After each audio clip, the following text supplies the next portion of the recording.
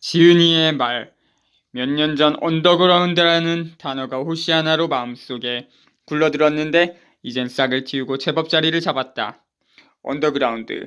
모든 근거가 몰락하는 곳, 근거들의 근거 없음이 드러나는 곳, 그러나 어떤 근거도 그 위에서 세워질 수밖에 없는 곳. 3년 전 펴낸 민주주의란 무엇인가? 는 하나의 시도였다. 모든 정체의 근거이자 한계와 몰락으로서 하나의 정체이자 비정체로서 나는 민주주의를 언더그라운드의 정치 사상으로서 사용해 보고자 했다. 몇 뼘이나 다가갔을까? 언더그라운드는 내 안에서 여전히 자라고 있는 식물이다. 이 어린 식물을 벗삼아 공부를 시작했다. 이 책도 이제 겨우 몇 걸음을 뗀 공부길의 표지이다. 본문은 수유 너머 아래서 진행한 니체의 서광에 대한 강독 원고이다. 내게 강독은 저명한 학자들처럼 원숙한 공부의 결과물이야. 공부를 시작하고 진행하는 방편이다. 서강은 내게 공부의 길을 다시 보여줬다. 아직 아이는 없었다. 거기 서 있는 것은 이미 신부였고 고독이었고 침묵이었다. 그것은 철학자였다. 차례. 지은이의 말. 제1장. 지하에서 작업하고 있는 사람. 1. 니체의 철학. 2. 서광. 밤을 지나 새벽으로. 3. 계보학자와 강부. 그리고 근거의 몰락. 4. 렌토. 문헌학자의 리듬. 제2장. 수치스러운 기원. 1. 상상의 사물. 2. 신성한 것들의 수치스러운 기원. 3. 선사적 관점에서의 도덕. 4. 기독교의 정신. 제3장. 우리 자신에 대한 오도. 도덕의 부도덕한 동기. 2. 도덕 물신주의. 3. 하나의 주석, 하나의 창작물로서의 자아. 4. 동정을 경계하라. 5. 다르게 감각하라. 제4장 탈추함으로써 도래하는 것. 1. 이상한 근대인, 낯선 그리스인. 2. 독일적인 것의 위험. 3. 위대한 정치의 도래. 제5장 배우의 철학. 1. 우리 배우들. 2. 자아, 에고와 그의 소유. 3. 철저한 배우. 오디세우스의 경우. 4. 너는 너 자신이 되어야 한다. 순수 특이성에 이르기까지. 제6장 정신의 비행사. 1.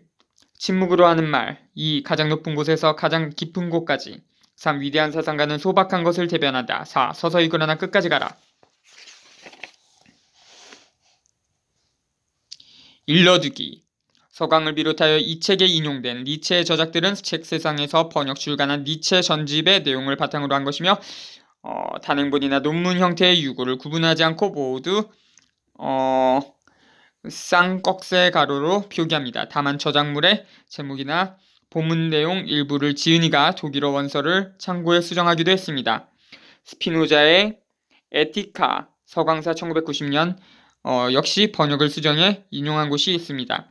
본문 하단의 각주는 독자의 이해를 돕기 위해 지은이가 부연한 것이며 인용문의 출처를 밝히는 경우에는 해당 인용사항 옆에 따로 줄을 달고 번호를 붙였습니다.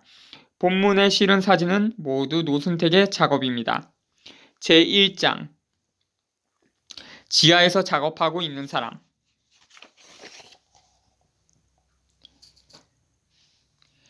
심연은 어디나 있다. 대지에도 바다에도 저 푸른 하늘에도 있다. 물론 내면에 수직갱도를 파내려갈 의향만 있다면 당신 안에도 있다. 백경의 작가 멜빌은 사유의 잠수자들은 충혈된 눈을 하고 표면으로 올라왔다고 했다.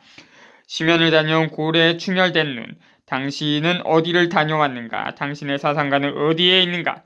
고래들은 땅에 살고 바다에 살며 하늘에 산다. 그리고 당신 안에 산다.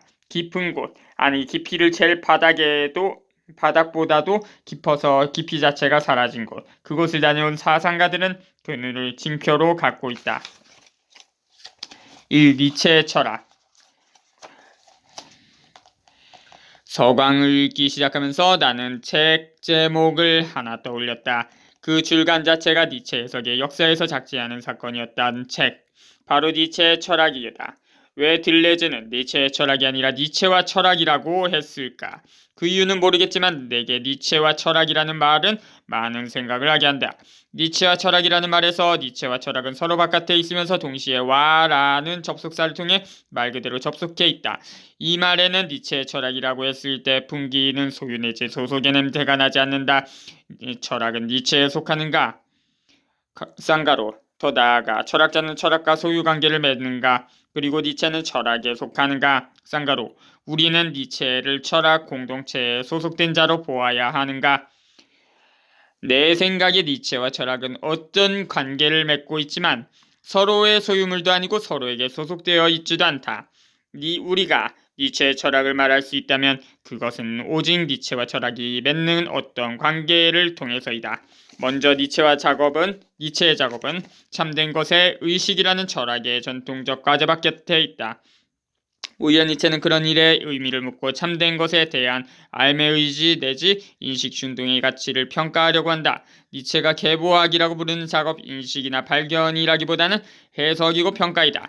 부코의 말을 빌리면 니체는 기호를 증가시킨 사람이 아니라 기호의 성질을 바꿔 놓았으며 기호가 해석될 수 있는 방식을 수정했다. 부코는 니체만이 아니라 프로이트와 마르크스가 모두 여기에 해당한다고 말하고 있다.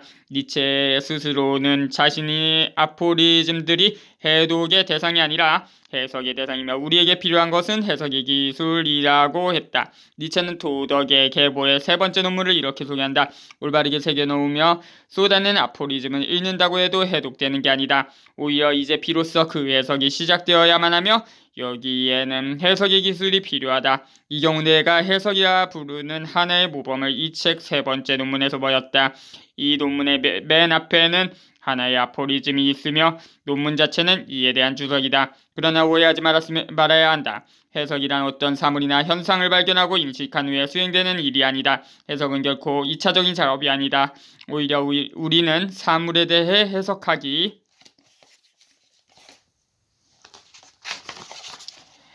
전에 하나의 해석으로서 사물을 받아들인다. 이를테면 우리는 오늘 아침에 기분 나쁜 일을 겪었다고 말하지만 그 이전에 우리는 그 일을 기분 나쁜 것으로 해석했다고 할 수 있다.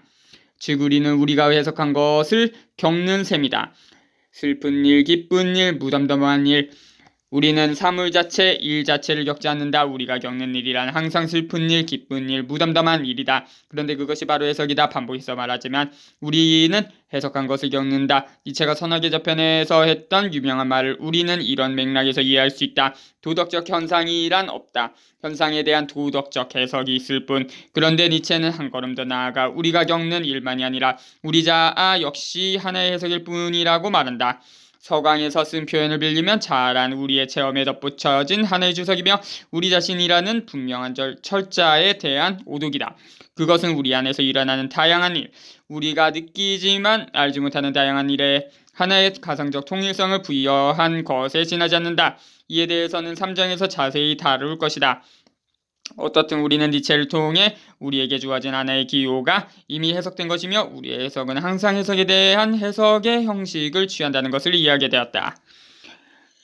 다시 처음의 문제로 돌아가보자. 우리가 니체의 철학에 대해 말할 수 있을까? 나는 니체와 철학이 맺고 있는 이중의 관계를 생각함으로써만 그것이 가능하다고 생각한다. 우선 니체의 철학은 철학하기의 의미와 가치를 따져 묻는 것을 통해 이루어진다. 철학 활동 자체를 평가의 대상으로 삼는 게 니체의 철학이라는 말이다. 다른 한편으로는 니체의 철학은 가치의 유래와 발생을 따져 묻는 일, 가치에 묻는 것, 일반을 가리킨다고도 볼 수 있다. 철학은 계보와 그 가치가 어떤 종류의 것이든 인식적인 것이든 도덕적인 것이든 종교적인 것이든 경제적인 것이든 상관없이 니체의 철학은 가치 일반에 대한 비판적 활동이라고 할 수 있다. 첫 번째 측면이 특정한 학문 문과로서의 철학에 대한 니체의 비판 활동을 가리킨다면 두 번째 측면은 가치에 대한 평가 일반으로서 니체의 철학을 바라보는 것이라고 할 수 있다. 이런 맥락에서 우리가 니체의 철학이라는 말을 사용한다면 우리는 그것이 왜 전통적 철학의 모습과 그리도 다른지 이해할 수 있을 것이다. 니체의 철학은 정말로 다양한 형태의 비철학적 외관을 하고 있다. 이를테면 지금 우리가 함께 있는 서강에서 니체는 뛰어난 심리학자의 외양을 하고 있다. 우리는 여기서 프로이트의 작업을 선취한 것처럼 보이는 여러 구절을 만날 수 있다. 도덕적 행동 뒤에 숨겨진 심리적 책략, 꿈에 대한 분석, 자아와 그 이면에 존재하는 무의식적 충동에 대한 분석. 니체는 인간 내부 세계의 깊은 곳을 탐사하는 탐험가처럼 인간 행동의 다양한 심리적 동기와 충동을 추론했다. 니체의 철학은 자연학, 특히 진화론이나 유전학의 외양을 띠고 나타날 때도 있다. 도덕적 감각의 편천을 다룰 때 도덕의 자연사, 어떤 환경과 어떤 섭생이 거기에 개입했는지, 그것들이 어떻게 모방되고 또 유전되었는지를 따질 때 그는 자연적 태도를 취한다. 어떤 이의 행동을 이해하는 데는 그 자신의 설명보다 그의 가계를 살펴보는 것이 더 나을 때가 있다. 서강의 한 구절을 인용해보자면 판단과 가치평가는 감정, 쌍가로, 호감과 반감 의 형태로 유장된다. 이런 판단은 어쨌든 그대 자신의 것이 아니다. 자신의 감정을 신뢰하는 것은 우리 내부에 있던 신들보다는 우리의 조부와 조모, 더 나아가 이들의 조부모에 복종하는 것을 의미한다. 니체의 철학은 생리학과 의학의 외양을 띠기도 한다. 철학자를 자부할 때 그는 종종 철학하는 의사라고 스스로를 불렀다. 그의 철학적 평가는 진단과 처방처럼 표현된다.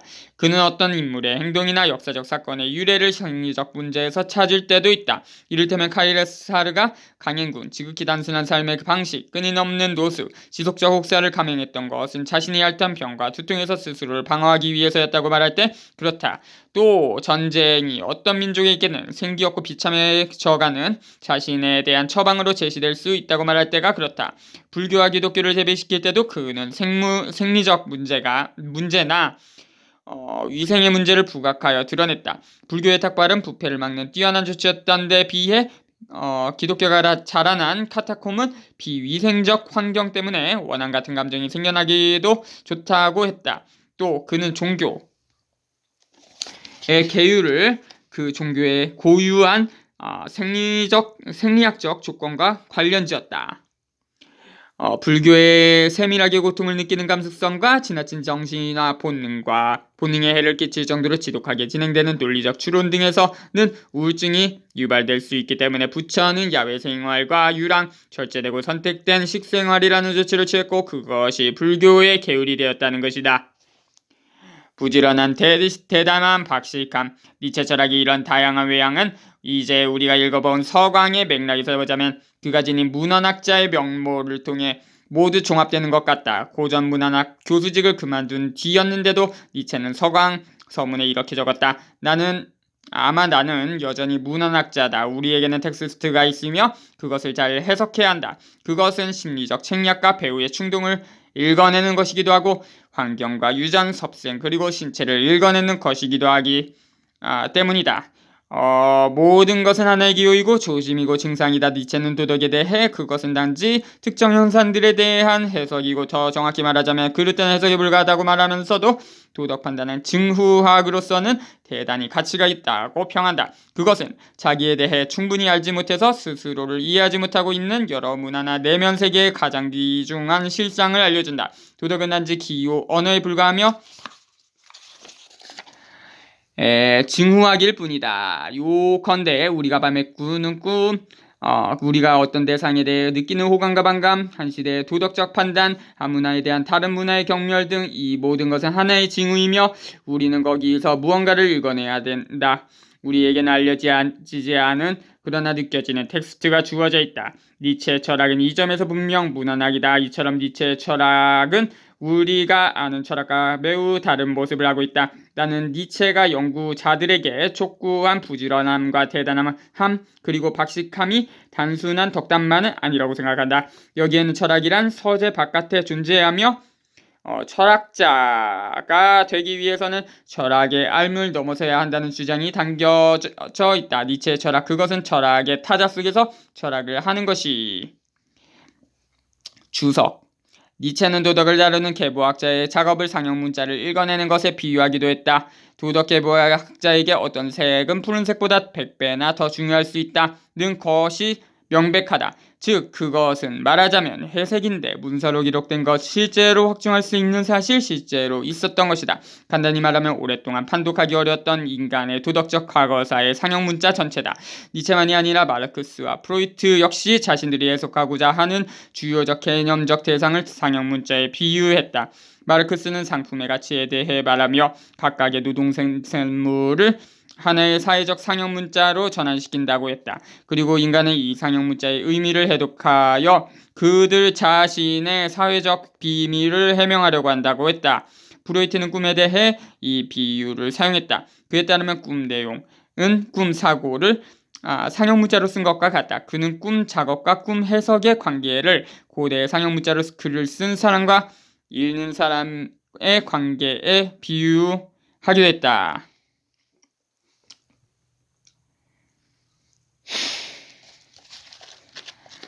니체의 철학.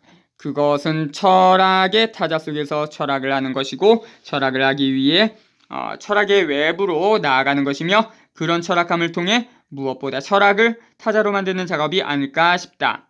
니체는 우회로를 통해 철학을 했고 철학을 하나의 우회로로 만들었다. 우리는 우회로로서 철학이 갖는 의미를 6장에서 다룰 것이다. 물론 이러한 철학은 현재의 철학에 속하지 않는다. 현재에 속하지 않을 뿐만 아니라 공동체에 속하지도 않는다. 니체의 철학은 시대와 관계하지만 항상 비시대적인 것으로서 관계하고 공동체와 관계하지만 그 공동체의 성원이 아닌 자로서 관계한다. 니체의 철학, 그것은 무엇보다 타자로서의 철학이고 타자가 되는 철학이며 그 전에 철학을 타자로 만드는 철학이다. 니체의 철학은 자기 시대와 공동체를 찬양하는 어용성을 타격할 때 시작된다. 니체는 그것을 미래의 철학이라고 했고 자기의 날이 내일 이후에 있다고 했다. 주석. 단글을 참고하라. 이러한 전망이 나에게 펼쳐진 이래 나 스스로 박식하고 대담하며 부지런한 동료를 찾으려고 한 이유가 있었다. 쌍가로. 나는 오늘날에도 여전히 그 일을 하고 있다. 오직 새로운 물음말을 가지고 말하자면 새로운 눈을 가지고 도덕에 실제로 존재했고 실제로 생명을 지녔던 도덕에 광막하고 아득하며 숨겨진 땅을 여행해 볼 필요가 있다. 그리고 이것은 이 땅을 처음 발견하는 것과 거의 같은 일이 아닐까. 그리고 부지런한 연구자들을 위한 체험. 오늘날 도덕적인 문제를 연구하려 하는 사람은 엄청나게 광범위한 영역의 연구를 개척해야 할 것이다. 모든 종류의 열정이 하나하나 고철되고 시대와 민족 크고 작은 일들이 낱낱이 추적되어야 할 것이다. 모든 이성과 가치평가 전체 사물들에 대한 조명의 빛이 가해져야 할 것이다. 지금까지는 현존재의 색채를 부여하는 모든 것이 아직 그 역사를 지니지 못하고 있다. 니체의 철학은 소속과 소유에 대한 결정 불가능성을 끊임없이 제기한다. 이 책 제5장을 참고하라. 여기까지만 할까?